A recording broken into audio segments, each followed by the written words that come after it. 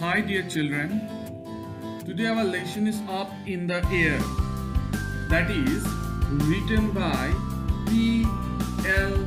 Travers, that is written at the end of the chapter in page number 5. The full name of the writer is Pamela Lyndon Travers. We need to keep it in our mind properly. Before beginning of the story, we need to go through the introduction that is written in a violet words in the beginning of the chapter. What it is, let's go. You are about to read an extract from a popular children's book. That is, this is the story that is given in your book is not a complete story, it is an extract, a part that is taken from a children's book. Mary Poppins. Okay. The name of the book is Mary Poppins. Mary Poppins, a proud and stern English nanny. Nanny means those who are staying in our houses and taking care about the children or taking care about other jobs also. Arrives at the house of the Banks family, show where that Mary Poppins, who was a nanny, she was staying with the family, that the name of the family was Banks family, in a most unusual manner. That means she was not staying with the family like other nannies. The two elder children, Jane and Michael, soon realized that their nanny, so in that family there are two children, Jane and Michael, and they realized what? That though always vain and cross means here feeling proudy, and cross means here we can tell that is irritable, little bit annoyed, has some magical powers also. So the nanny has some magical powers. With Mary Poppins, the children meet many interesting and strange people and have extraordinary and funny experiences. So the children with the Mary Poppins, that the nanny they met different kinds of interesting and strange people, and with them extraordinary and funny experiences also they have got. Now read on. That means now our story here is starting. If you want to find Cherry Tree Lane, you all have to do is ask the policeman to cross roads. He will point his white gloved finger and say, first to your right, second to your left, and then right again. And you are there. Good day. So suppose we are asking any policeman, traffic police maybe, we have seen them that they are wearing the white gloves in their hands. Okay. So what it is telling here, if we are asking any direction of any place, so they are showing us the route by putting their hands on that side and giving some introduction also, or giving some way also to go there. Here also it is written, if you want to find Cherry Tree Lane, lane means here road, here some road, that the name of the road is what? Cherry Tree Lane. All you have to do what is the ask the policeman at the crossroad. So in the crossroad you need to go at first, and then you need to ask the policeman about the address of the Cherry Tree Lane. So the policeman will point his white gloved finger and say, first you need to go to right, second to your left you need to go, and then right again, and you will reach where? In Cherry Tree Lane. And the policeman at last will wish you good day. If you are looking for number 17, you will soon find it. It is the smallest house in Cherry Tree Lane. It looks dilapidated. What is the meaning of the word? We need to find out at the page number 6. There the word power is given, and you need to learn by heart all the word powers. Okay, my dear children? Dilapidated. What it is? Old and in a very bad condition. Okay, it looks so in a very bad condition and needs a coat of paint. So no painting was there in that house number 17. It belongs to Mr. and Mrs. Banks, who live there comfortably with their 4 children. So the parents, the name of the parents what? Mr. and Mrs. Banks. We have already read the Banks family it is, and they have their 4 children with them. There was also Katy Nana, their nanny, of course, but she had suddenly disappeared. Okay. So who other was living? Katy Nana, their nanny, but the nanny was suddenly disappeared from there. That morning, a cold east wind was blowing. So the morning was full of winds. Wind was coming from east side and it was cold. It was blowing through the branches of the cherry trees in the lane. So wind is coming through the cherry trees. Okay. The trees were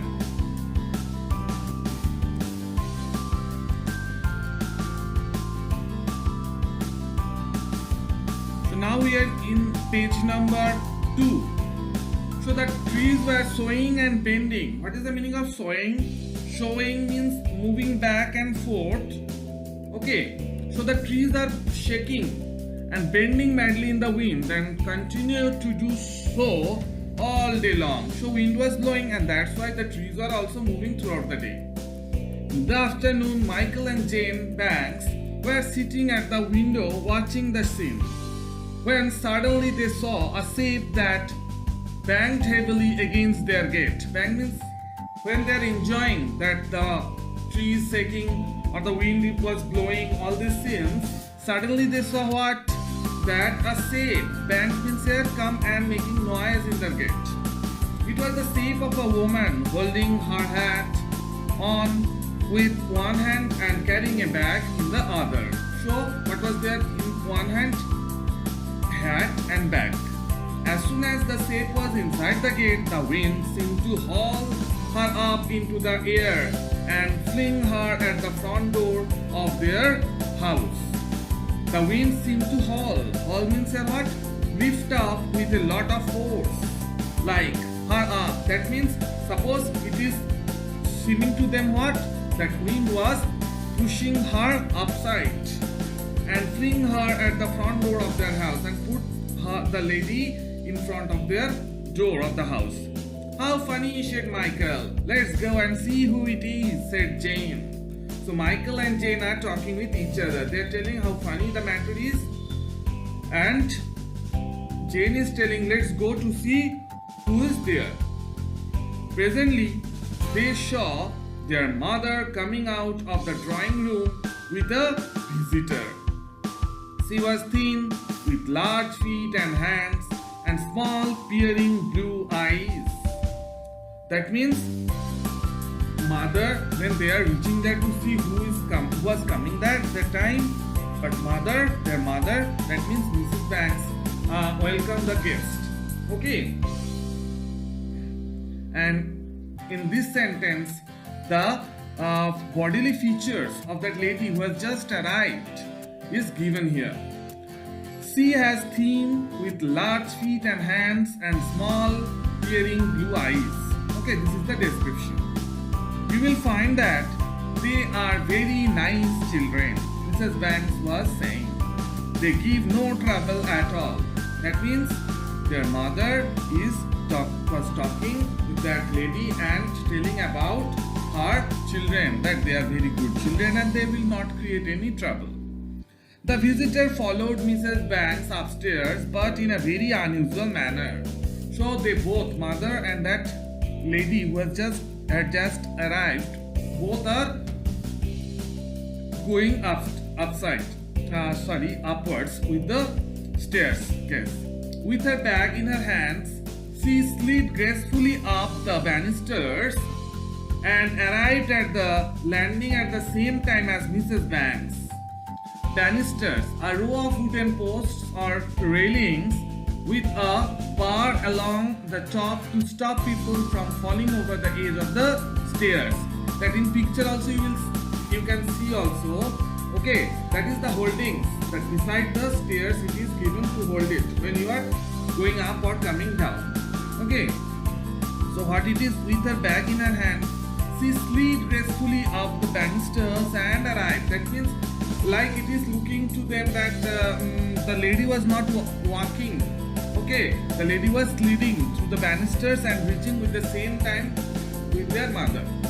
Jane and Michael had never seen such a thing before. Down, of course, they had often done it themselves.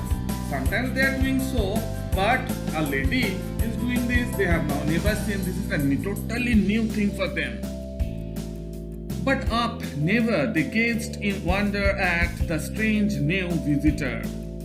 But upside, they are coming down in this way. But upside, the lady is going. That is totally new for them. Okay? They gaze. That means they are looking into each other surprisingly at the strange new visitor. Okay? They gazed in wonder. And they are also looking surprisingly to the new guest who had just came. Children, this is your new nurse, Mary Poppins. So mother introduced them to the new nurse. The name of the nurse was Mary Poppins. Jane, Michael said, "How do you do?" And these, said Mrs. Banks, pointing to two babies in their cots, are the twins. So 4 children are there. 2 are little bit big. That their name was Michael and Jane, and 2 are in the baby cot, and they are twins. Okay.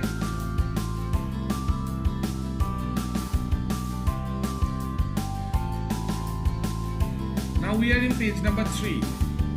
Mary Poppins, that the nanny, regarded the 4 children searchingly.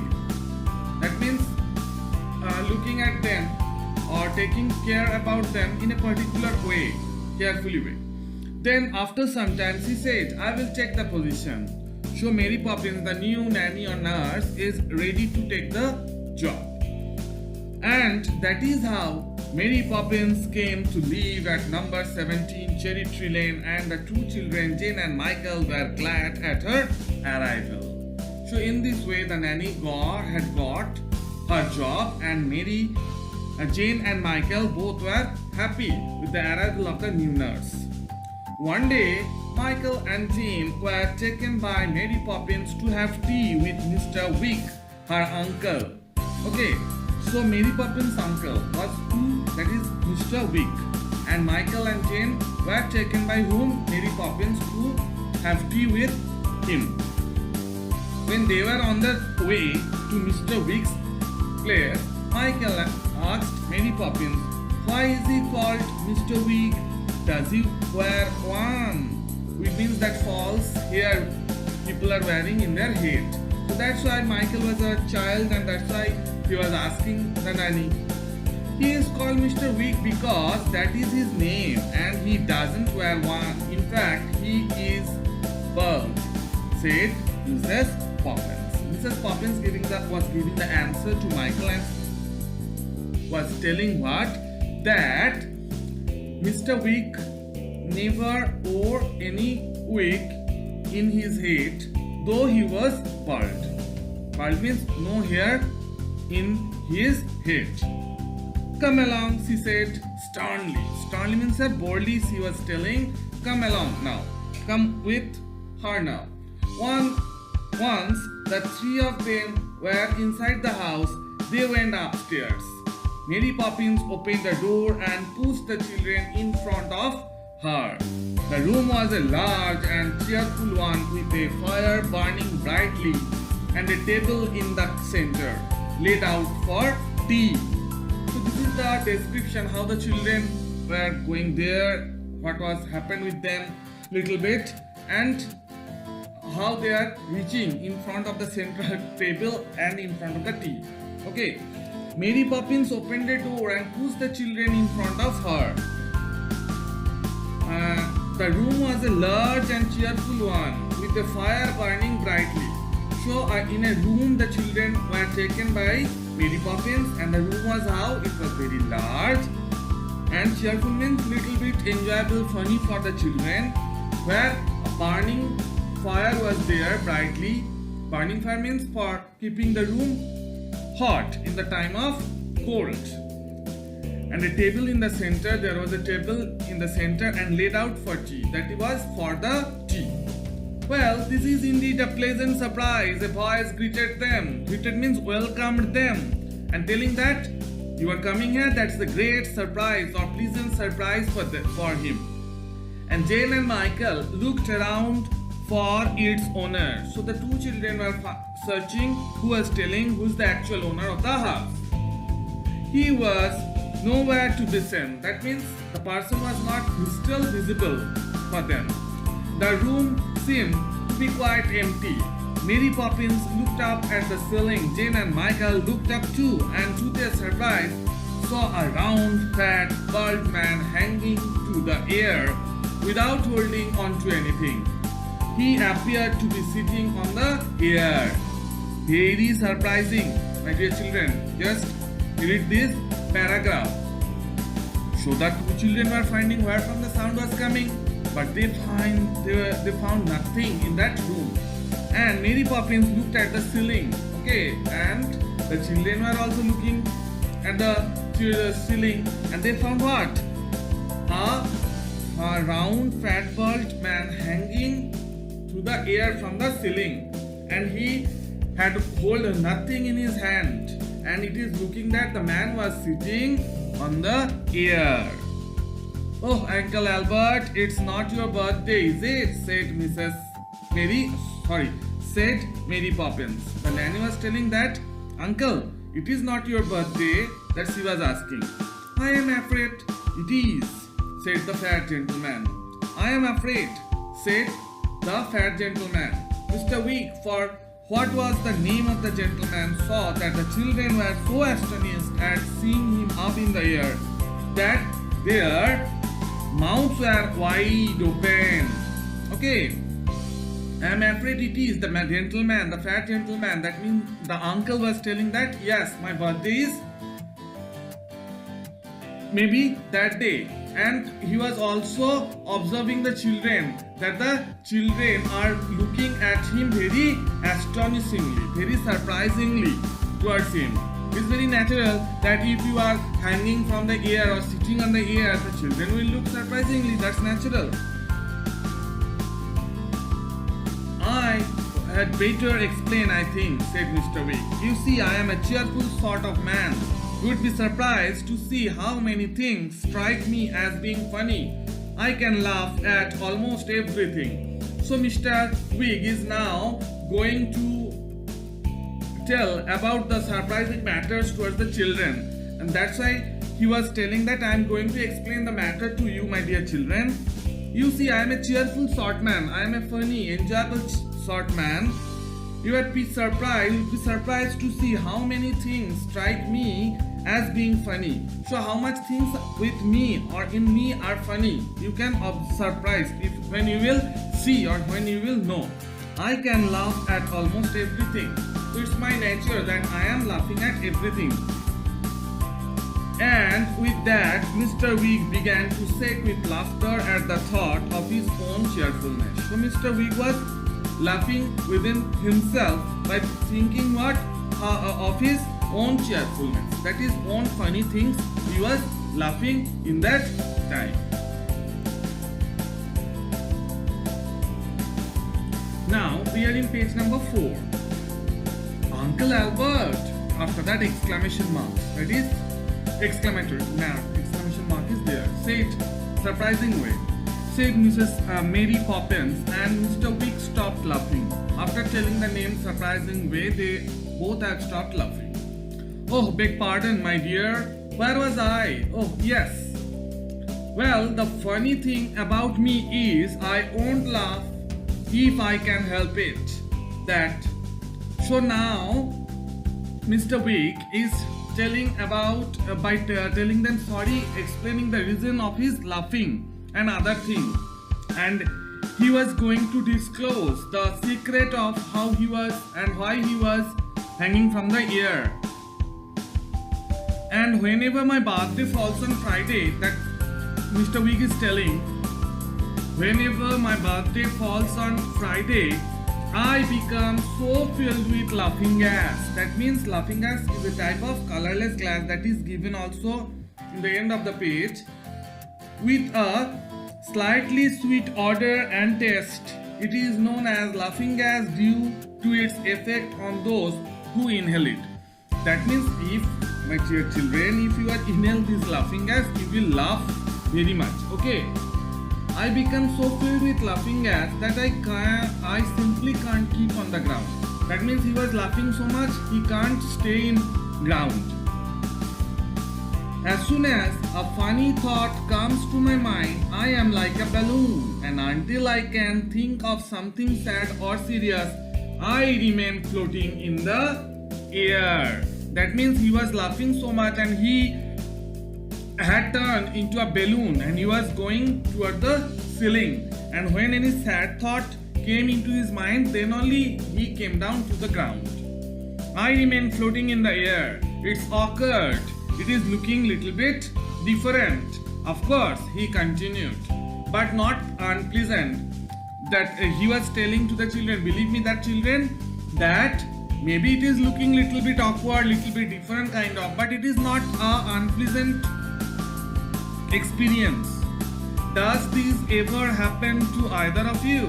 This situation or this matter has ever happened with you, that in laughter you are going or floating in the air? Jane and Michael shook their head. That means they are telling no. No, I thought not. It seems to be my own special habit. Once, after I had been to the circus on a Friday evening, which was my birthday, I was so amused. Amused means so much happy that time, and I laughed so much that, would you believe it? I was floating up here for a whole 12 hours. So one day's incident, Mr. Wig was telling them that when he had gone to a circus Friday evening, the same situation had happened with him and he was floating up into the air for 12 hours. I did get down finally at the stroke of midnight. At the time of midnight, he was getting down because the next day was Saturday and not my birthday anymore. And now here I am. So what was the decision? That after 12 hours he came down to the ground. That means the Saturday was coming when the night will finish and the birthday was not in that day. That's why Mr. Wig looked so comic, struggling helplessly in the air like a great human bubble, that Jane and Michael, after an effort to be polite, began laughing too. So Jane and Michael, the two children, are now laughing by looking at Mr. Wig, who was looking like a bubble in the air, human bubble. Bubble that is coming, you have seen that bubble are going upward side. Okay. They laughed and they laughed, rolling over on the floor with laughter. Mary Poppins looked shocked at their behavior. So the two children were laughing so much that their nanny was looking at them shockingly. Okay. Suddenly, Jane felt that a curious thing was happening to her. She felt herself growing lighter and lighter, just as though she were filling up with air. So Jane was feeling that she was becoming very lighter and she was going up to the air. It was a curious and delicious feeling that it made her want to laugh all the more. When it was happening with her, she was laughing so much. And to Michael's astonishment, surprisement, that he saw Jane go soaring up. Soaring up means going upside towards the ceiling and touch the ceiling. Then Michael too soared up. So the same thing, what had happened with Mr. Wig, the same thing had happened with the two children also when they were laughing there.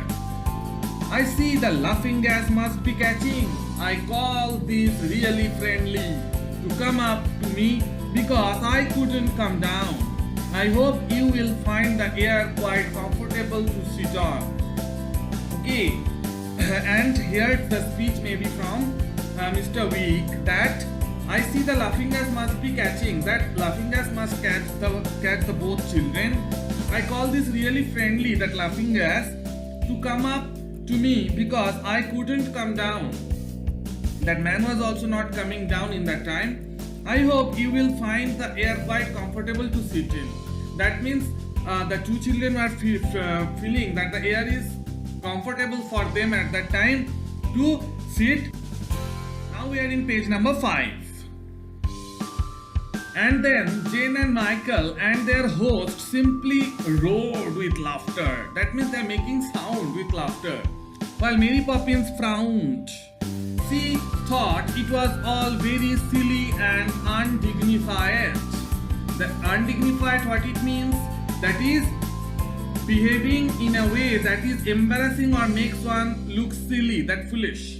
Mr. Week begged Mary Poppins to join them and she floated up to where they sat.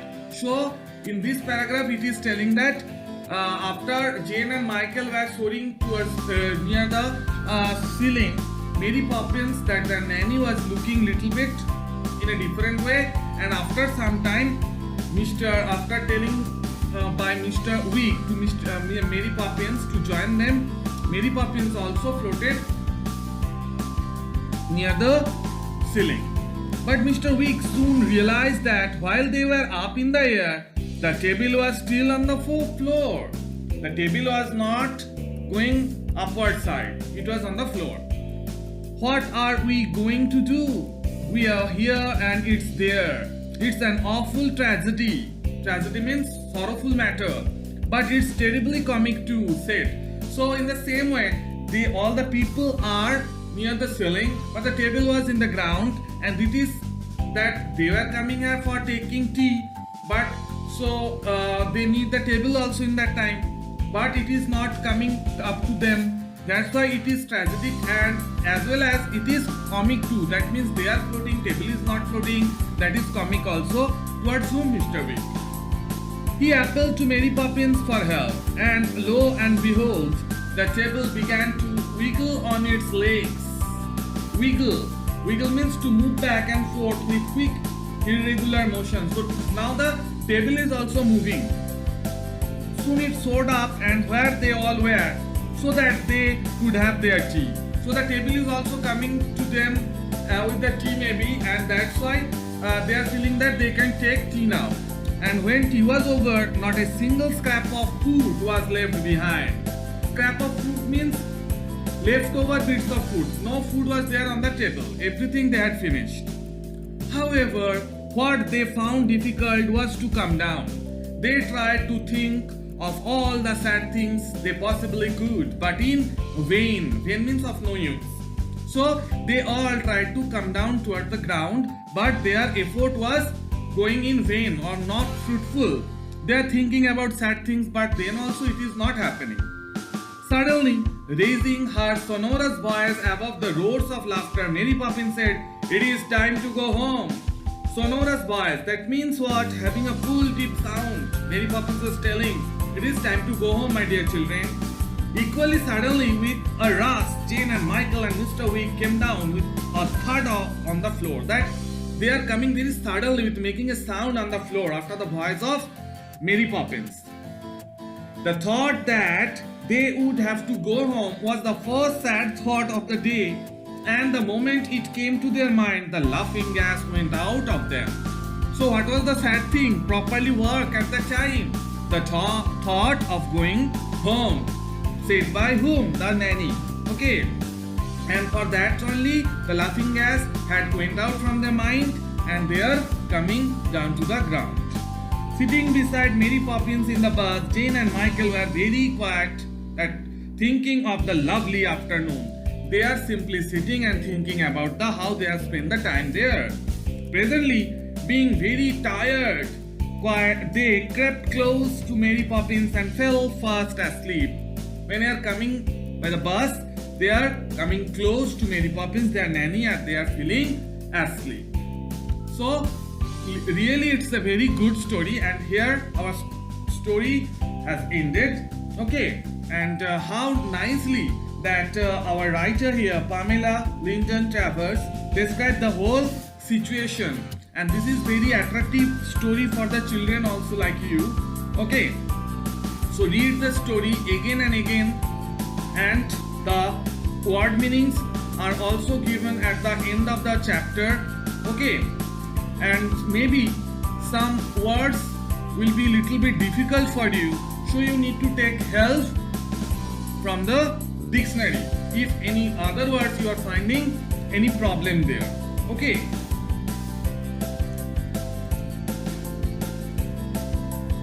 Now in this page number 6, there are word power. At the top of the page it is written. Here are some words and meanings are also there. You need to learn by heart these word meanings properly. It may come in your exam. So I have tried my best to explain the chapter to you. Moreover, maybe for some of you it will not be properly clear. So when class will resume, if you have any problem there, I am ready to explain it to you again. Okay, but the most important thing is that you need to read the chapter again and again, as because it is English literature. How many times you are reading one chapter, it is depending, your understanding will depend on this matter only to you. Okay, so up to here, thank you.